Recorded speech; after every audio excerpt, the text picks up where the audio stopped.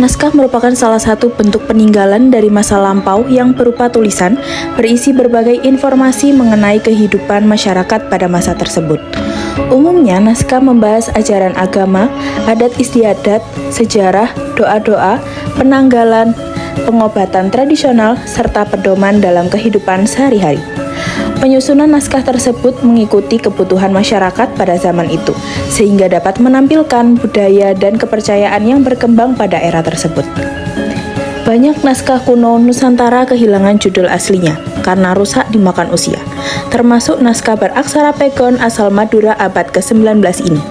Berdasarkan isinya, tentang doa, ramalan, hingga fikih, naskah anonim ini akhirnya diklasifikasikan sebagai kitab primbon.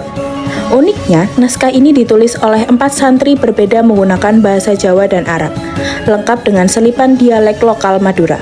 Karena kondisinya kini kritis dan lapuk, penyelamatan teks ini sangat krusial demi menjaga sejarah emas Islam di Madura.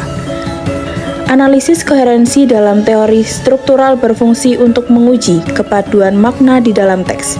Prosesnya adalah membuktikan bahwa meskipun isi naskah kuno sering melompat-lompat topiknya, teks tersebut sebenarnya tetap nyambung karena diikat oleh satu tema besar dan fungsi sosial yang sama. Kak, izin bertanya, menurut kakak sendiri, bagaimanakah pengaruh naskah primbon bagi kehidupan masyarakat? Oke, baik. Menurut saya naskah primbon sendiri itu sangat berpengaruh ya bagi masyarakat, apalagi untuk kehidupan sehari-hari. Bahkan naskah primbon sendiri itu malah dijadikan pedoman hidup pada masyarakat zaman dulu, karena mereka akan menentukan hari baik, misalnya terus hari pernikahan, terus weton juga, menghitung weton antara kita dengan pasangan kita. Bahkan bagi para petani pun primbon ini diperuntukkan untuk menentukan hari baik untuk menanam padi misalnya, terus kemudian membangun rumah, bahkan sampai ke pengobatan tradisional. Jadi masyarakat tidak hanya menganggap bahwa naskah primbon ini sebagai buku biasa, akan tetapi dijadikan pedoman untuk menentukan keputusan di kehidupan sehari-harinya gitu. Kemudian untuk pertanyaan selanjutnya, menurut kakak, bagaimanakah fungsi praktis naskah primbon pada masa lalunya? Apakah digunakan sebagai buku pegangan pribadi seorang dukun atau menjadi panduan kolektif masyarakat?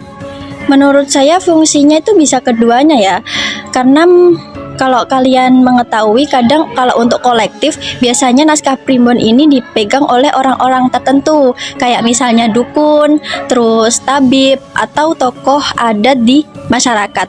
Akan tetapi kan fungsinya diperuntukkan untuk masyarakat umum. Contohnya tadi untuk menentukan hari baik dan menjalankan beberapa tradisi. Begitu. Kemudian untuk pertanyaan terakhir, bagaimanakah kakak melihat relevansi isi naskah primbon dengan realitas masyarakat modern saat ini? Apakah nilai-nilainya masih bisa diadaptasi secara logis atau ilmiah? Menurut saya nggak semua isi primbon itu dapat ditelaah secara ilmiah ya, terutama untuk hal-hal hal-hal mistis, terus kayak kekuatan spiritual gitu. Akan tetapi isinya masih ada beberapa yang relevan. Contohnya tadi masyarakat masih mempercayai adanya hubungan antara manusia dengan alam, dengan kekuatan spiritual itu sendiri kan. Nah, biasanya itu masih relevan, yaitu untuk memutuskan beberapa hal, terus menjalankan tradisi itu. Begitu sih. Bagaimana pendekatan struktural membantu untuk menganalisis naskah? Jadi pendekatan struktural itu membantu untuk menganalisis naskah dengan cara memotong bagian-bagian kecil dari naskah itu, seperti pemilihan bunyi, pemilihan kata, kalimat, dan struktur kalimatnya itu, serta menghubungkan dengan maknanya, yang berkaitan dengan makna. Jadi kita itu bisa ngelihat bagaimana bagian struktur dari terkecil kalimat kata tersebut dengan makna yang ada di luar. Lalu pendekatan struktural yang dipakai untuk di naskah primbon ini tuh untuk membongkar dan merapikan naskah lewat kritik teks atau suntingan agar teks yang awalnya rusak atau salah itu bisa dibaca dengan jelas. Setelah teksnya bersih, pendekatan ini membantu peneliti untuk membela struktur untuk membentuk naskah secara utuh. Mulai dari bentuk tulisannya, bagaimana penggunaan aksaranya, pegon, hingga susunan kalimat yang berbentuk prosa atau cerita. Untuk selanjutnya, bagaimanakah penyimpangan norma bahasa atau penggunaan gaya bahasa tertentu dalam naskah primbon ini? Kalau penyimpangan aturan bahasa dalam teks naskah ini ya, itu terlihat dari adanya campur kode yang dimana di bahasa Jawa sendiri tuh sudah menjadi standar penulisan sendiri ya.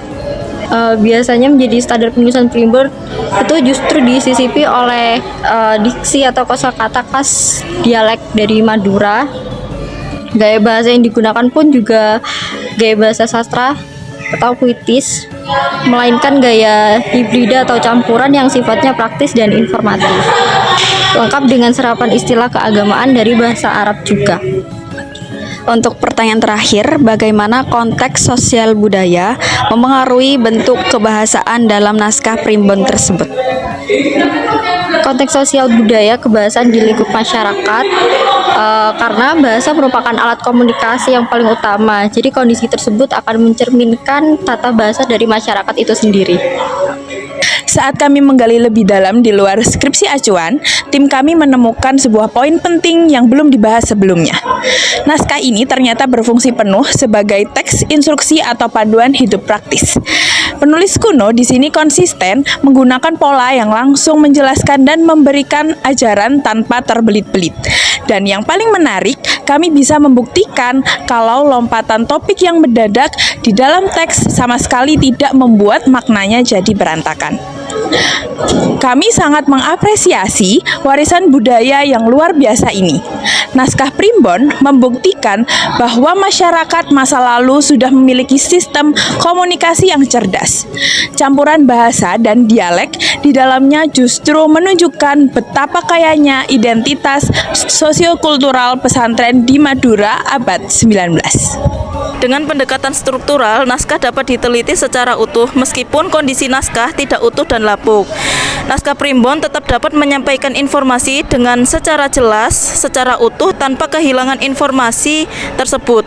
Naskah tersebut menjadi pegangan dukun dan pedoman masyarakat dalam kehidupan sehari-hari. Penyampaian ajaran yang sederhana dapat diterima dengan mudah oleh pembaca serta lompatan topik tidak dapat membuat makna tersebut berbeda.